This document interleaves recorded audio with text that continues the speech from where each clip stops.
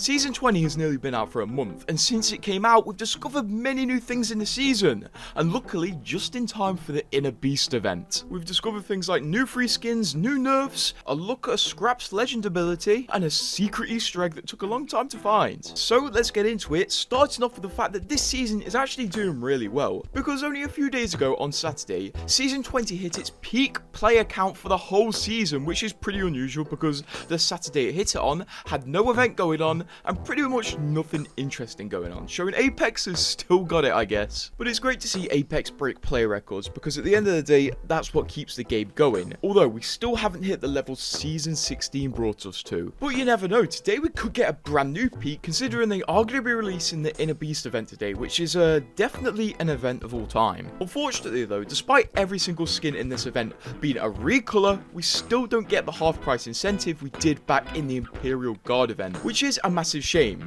This update isn't like the other updates, you won't actually have to update your game, everything's already in the files, but this means we won't actually get any patch notes for this event, due to the fact that there's going to be no patch, so there is going to be no legend changes during this event.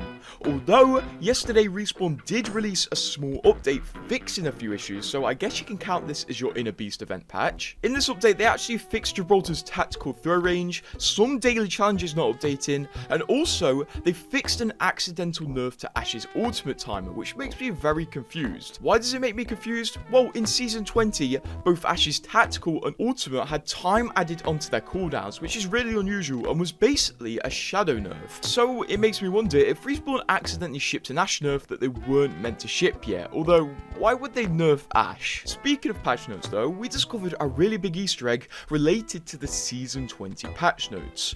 What was this Easter egg? Well, when the Season 20 patch notes were released, Respawn mentioned that there's going to be a new Nessie Easter egg added to the firing range, and we will be able to find it when Season 20 releases. So when Season 20 came out, we were looking for it, and this Easter egg took Easter egg hunters weeks to find, but we finally got it, and it's actually really easy to activate. You could do it in about 2 minutes.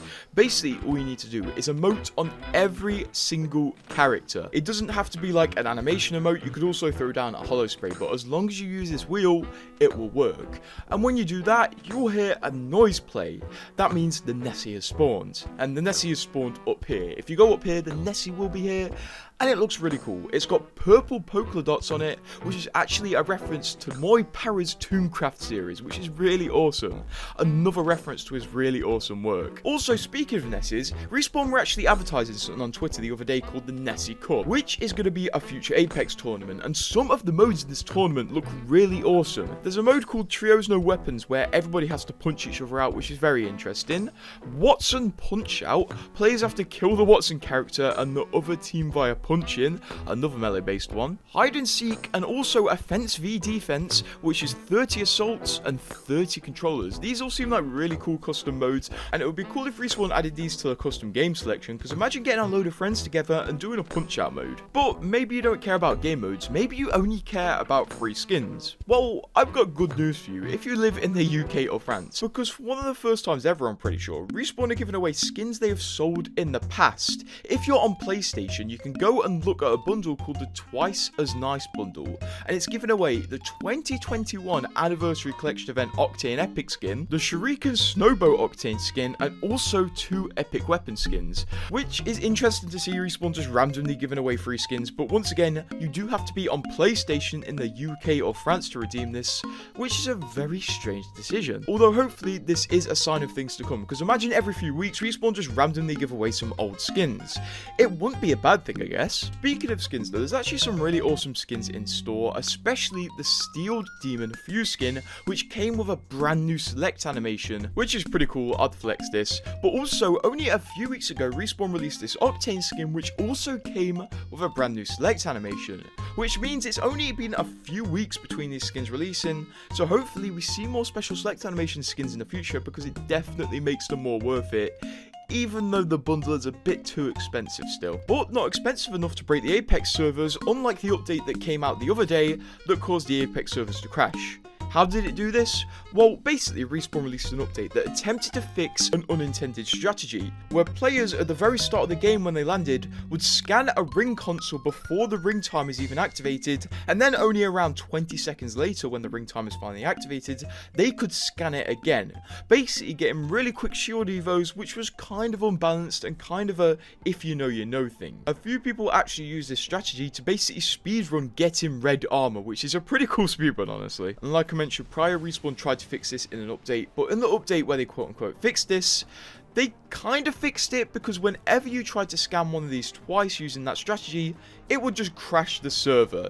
So I guess you wouldn't get your red evo, but also nobody else would get their game. Luckily, this one was fixed pretty quickly, and most of the complaints about it didn't pick up much traction because it was fixed that quickly. I think Respawn actually just fixed this by reverting the update, honestly. One update you may have noticed a few days ago though, is that Respawn actually teased the Octane Heirloom early before they even released a trailer for the Inner Beast event, because the Octane Heirloom was put in the museum and the lobby pretty much exactly a week ago, which is a pretty strange way to tease an heirloom, but you know, it definitely got people hyped. And on the same day, Respawn released a new comic involving Octane also into the lore tab, and Octane does this on his pretty cool motorbike, and this is actually a reference to Akira, so if you understand that reference, it's a pretty cool reference. If you're, dare I say, an Apex OG, you may remember back in Season 12 when this leak happened that showed us loads of new legends early, like Vantage, like Newcastle, but there was also another legend on those leaks called Scryer, who I'm sure is definitely 100% scrapped, and you'll definitely understand why in a minute, because their abilities were Ultimate, Shadow Wall, basically just deploy a wall of shadows, and this was repurposed to be Catalyst's ability in the future. Their tactical was Optic Haunt, where you deploy a parasite trap that reveals target's vision.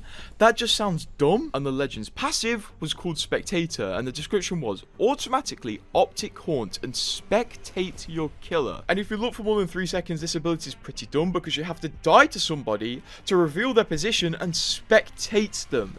And this leak was about 8 seasons ago, so this legend is definitely not coming, and it seems they were picked apart to give their abilities to other legends. But their really bad passive lives on in a glitch, because this season has been a glitch where whenever you die to an enemy squad, even if your squad is still alive, you will end up spectating the enemy squad, which means you can give away their positions to your teammates. So players were basically able to test what this legend's scrapped ability would have been like, and you know, it's certainly powerful to reveal enemies' positions, but also you literally have to kill yourself and leave your team in a 2v3 situation to make this even work. So yeah, cool concept, but this type of thing definitely wouldn't work in Apex. And because Catalyst did steal this legend's ultimate ability for her gear set, if you're wondering what Catalyst's original ultimate was, it was this.